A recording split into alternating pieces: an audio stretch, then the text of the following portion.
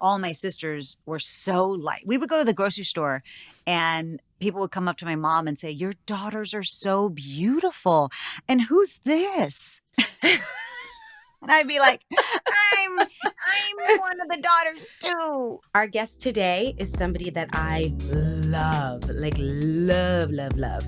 Eva Longoria Bastón is a badass. She's a dear friend and hermana. She's a wife and a sister and a daughter and a mom. She's an actress and a producer and a director and an activist. And I'm thrilled that she's going to talk to us about the street she grew up on. So tell me about the street that you grew up on. What was it called? What was you don't have to give me an exact address, but what was the name of the street? It's called Dodd, D-O-D-D. And I lived in the alphabet street. So there was like A, B, C, D was Dodd in an E. And so like that neighborhood in Corpus Christi, Texas. Was called the ABC Street. So people knew it's like here in LA when they say the bird streets, we know like, oh yeah, those are those streets over there or whatever. So it was the ABC streets, and it was Dodd, and it was, primarily in my head, it was primarily Hispanic growing up, because I grew up in that neighborhood, rode my bike, did everything in that neighborhood. And then in third grade, I tested out to a gifted and talented school, which was like across town to what we called like the white side of town. Because it was like all the rich homes. It's where they gave like whole candy bars at Halloween. Like it was like another world. And so I had to get bused there because it was so far from my house. And I just remember that was the first time somebody called me Mexican. They were like, "Oh, she's Mexican." And I was like, "What's a Mexican?" Because I never heard that word, because I guess in my neighborhood, we were all Mexican. You know what I mean? How old were you? Third grade. So I was like 8. Yeah. Wow. But I remember when I went to this school, the bus took so long in the morning and the afternoon that I missed all my friends, and I couldn't play with them anymore in the neighborhood, because I would leave much earlier than them in the morning and I would come home way later than them at night. And so I could never ride my bike anymore because it was like dark by the time. Oh, it was horrible. I know this is not a sad story. No, we had the same experience. Like it's so crazy to me because we always talk about how similar we are, but I was at the local school in the Bronx, and they actually chose to vote about moving the talented and gifted program to the white northern part of the Bronx on a day when my mother and her best friend weren't going to be at the meeting. So they could vote to move the program. And then I started getting bused to the North Bronx, which was like a very Italian American community. And it was the first time that like the only kids of color in the school were in special education and talented and gifted. And so we were like very set apart from the rest of the school. And it was the first time that I started to have a sense of being so different. Because when you grow up and everybody looks like you just are who you are. Yeah. Yeah. So where did you fall in the order of sisters? I'm the baby. Oh. I'm the baby. Oh. And did you play that role in your family? Were you preciosa? Were you the princess of the family? Yes and no. I was la prieta fea, which is the ugly dark one. I was literally, when I say literally the ugly duckling, my sisters are blonde hair, hazel eyes, very light skinned. And I was the only one in my family that came out with black hair, dark skin, and really dark eyes. Even my mom, they call my mom Tia Güera, and Güera means the white one because she's so light. And all my sisters were so light. We would go to the grocery store and people would come up to my mom and say, "Your daughters are so beautiful. And who's this?"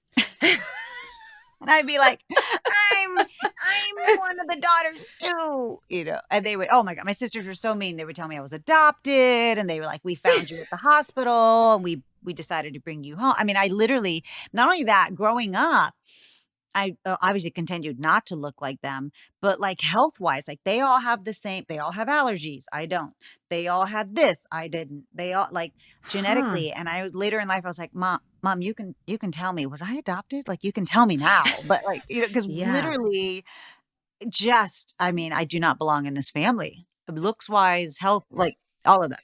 And so what did you as a kid, like what did you do to find space for yourself? Like you were the youngest, you looked different. What did you do to kind of set an idea of what your role was in the family? My childhood was very much shaped by my sister. So my oldest sister's special needs. She had a mental disability, and they told my parents she'll never walk, she'll never talk, she'll never have an emotion. She's going to be a vegetable her whole life, and she's probably going to pass away very, very early, like by 3. And, she's 55 today. She has a job. She has a boyfriend. She's amazing. But, Wow. when you're born into her world, which was, we wouldn't go on vacation without going, where could Lisa go on vacation? We wouldn't buy a car if we're like, is it comfortable for Lisa? Everything we did after school had to include Lisa. And so my childhood was very formed by being a sister. I mean, and being a good sister, and my mom kind of drilling that into each of us of like, you are your sister's keeper. And so always just with the the lens of our family was Lisa. And so I think that's what shaped me more than being other. Like I didn't have time to I didn't have time to wallow about like poor me being different in the family. My sister needed all hands on deck all the time, and my mom with that. And so, but it was a great blessing. I mean, it was What my did it teach favorite. you? Well, because my sister has special needs and my mom was like she was a full-time special education teacher, and she had 3 kids, and I just don't, she was like a human taxi. I went to this school and I had cheerleading, and my sister had band, and my other sister had Girl Scout, and then she had to pick up Lisa from the doctor, and like, I don't know how she did it. Um, but what we relied on a lot was community programs, Boys and Mm. Girls Club, Salvation Hmm. Army, the soup kitchen. And I remember my mom, like Boys and Girls Club wouldn't let my sister go because they didn't have the capabilities to take care of a special needs person, but they'd let her go if we went. So my mom would go, okay, these 3 girls, they're volunteering. They're going to volunteer here at the Boys and Girls Club. And she'd shove us at the Boys and Girls Club. And then we'd go to Special Olympics, and Lisa would be in the Special Olympics, and she would drop us all off, and she's like, these 3 girls, these daughters, they're all volunteering. Sign them up all day. I'll be back at 5. And then we'd go to the soup kitchen, and there's Lisa, who had a job at the soup kitchen, but she could only have a Yeah. job if one of us were volunteering. She's like, Eva's right here. This is your volunteer. And so I thought volunteer was a job. I was like, I'm gonna be a volunteer when I grow up. Um, and Which you are in many ways. right. But it introduced me to volunteerism at a very early age, and community. Oh, I love this. One of the things I love about what you're saying is this idea that you guys really benefited from community programs and community support, Yeah. but you fed into community. You weren't, it was like Mhm. a constant cycle of giving and receiving, not just Mhm. taking, not just thinking you're better than and giving, but this like evolving process of giving what you can and also taking what you need, which I think is there's a real humility to that. Who are the people who made you believe that you could have the life of your Definitely. dreams? Definitely my Aunt Elsa. My Aunt Elsa raised my mom. So my Aunt Elsa was Mm. like a grandmother because my mom comes from like one of 100. She had so many brothers and sisters. And my mom was the baby. My mom was the baby of 10. Ah, 9, but one passed away, so like one of 10. And so the oldest was Elsa, and my mom was 5 when her mom died. So my Aunt Elsa, basically raised her and was our grandmother. And I remember she had a job, and she always dressed so nice, and she always traveled. That's where I get my bug for traveling, because I mm. remember she went to Hong Kong and brought me back a doll, and I was like, "Where's Hong Kong?" And I loved Yes. this doll, and it looked like nothing I had ever seen. And then she, had a home, and she never married, and she just dedicated her life to us. And my Aunt Elsa, she's the one that taught me how to cook. I dedicated my cookbook to her, and she was the one. She goes, "You make your own money. You don't ever depend Mm. on a man for money. You make your own money, and you're going to go to college, and you got to figure out how, but you got to go to college. And even if it's the community college down the street, you're going to college." And yeah, my Aunt Elsa was probably the one that had the biggest influence on our lives, because she was laser focused on making sure we succeeded in life, whatever that meant, by the way. She For just was like, you. Yeah, yeah. whatever it meant for Mhm, you. Did she mhm. live with you? No, she lived down the street, but not with us. Yeah, in the neighborhood. Yeah. Yeah. She never got to see really, where I ended up because she passed away too soon. But I remember I was on Young and the Restless. So I was already in Hollywood Oh, and you were I had moved working. here. And she's like, and I was, came here, got a job, blah, blah, blah. And she said, and I was like, oh, I'm nervous. I'm really nervous. And she goes, grow where you're planted. Now you're planted in LA, you got to grow. And you don't rent a house, you don't rent an apartment, you make a home. Make a home wherever you go. And she made me always have curtains on my windows and plants in the house. She's like she was just very like, grow where you're planted. And we're going to make this your home at this shitty apartment in Hollywood. And we sewed my curtains because I couldn't afford curtains. And she's like, how do you not have curtains in your apartment? And so we sewed it. We went and bought some discount material. We sewed and put them up. And then she was like, you have to have plants. You have to have plants. You got to grow things. It's got to be home. Wherever you go, you're going to make it home. And that's helped in my career because, Ah, as we are ugh, always somewhere, you're in moving. London, you're in Yes. this, you're in that. And it's like, I was just in Albuquerque for 5 months and it's like, okay, here we go. Let's settle our roots and get in here. And I love it. That's probably why I'm such a gypsy though. And I could live anywhere because you just grow where you're planted.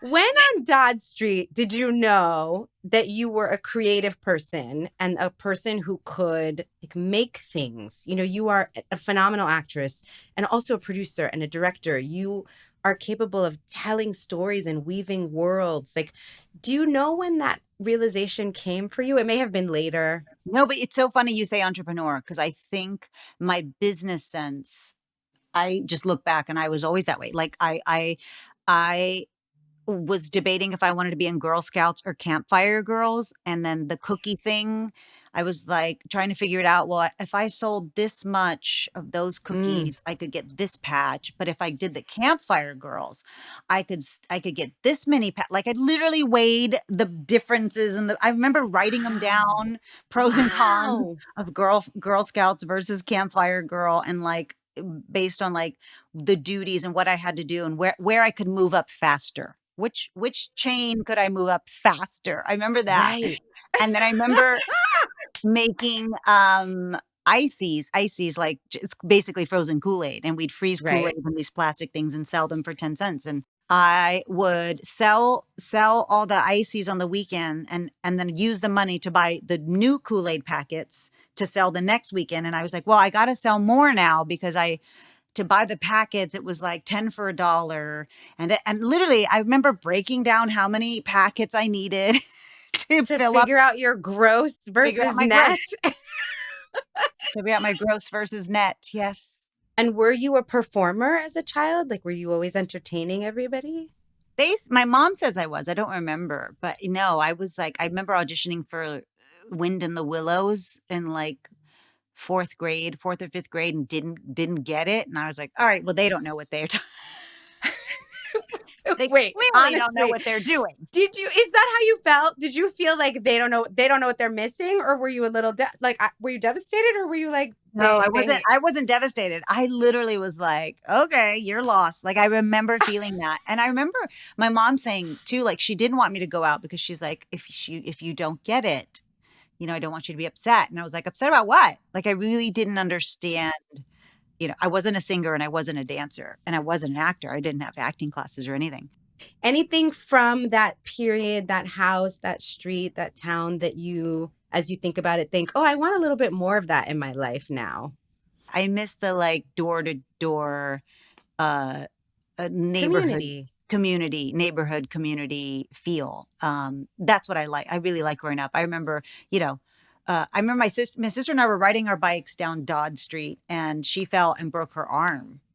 And she goes, I think I broke my, and she passed out.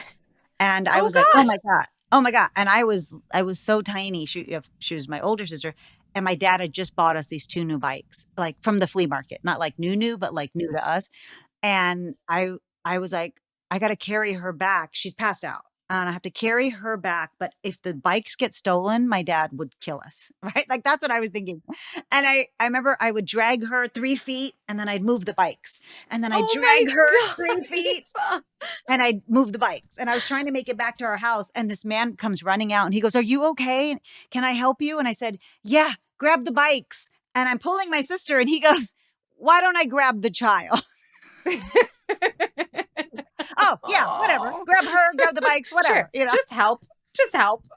And he scooped up my sister and he took her to my house, which is like only seven houses down. But I remember going, "It's so far. I have to carry Yeah, my it's sister." a universe away. Oh, But it was, that neighbor, like it was that neighborly thing. Like people were always looking outside and aware. People were aware of what was going on. And now we're like, who's your neighbor? I don't even know their names, you know?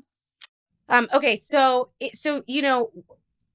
there's this thing that, because we're talking about the street you grew up on, there's this sexy alter ego that people go by, which is the name of your first pet followed by the street you grew up on. Oh, right. So can you tell me what your sexy alter ego name would be? Yes. Yeah. Yes. My sexy alter ego name would be Rocky Dodd. Rocky Dodd. Actually, it sounds I like a like it. male porn star It more does. than If more than I a mean, female. it's a very Uh, inclusive world now. You could do all kinds of non-conforming work. yes, That's Rocky was good. a Labrador we had, so it was my Oh, first lab. this was so great. This is so Thank you. Thank beautiful. I you. love this that you're doing. This is such a beautiful idea. Ugh, I love her. I love her. Don't you love her? Thank you, Eva, so much for bringing us with you to Texas and for allowing us to walk with you on the street that you grew up on. That was so amazing. And I just love how Eva is living her life out loud, definitely as the lead character in the story of her life. It's so inspiring and affirming. So I want to know who else you guys want to hear about. I want to know whose street you want to walk on, who else you want to journey through life with. So if there are other people that you want us to talk to, please write it in the comments below or follow us on Instagram and let us know there. You can go to @Simpson Street and let us know. And we'll see you soon.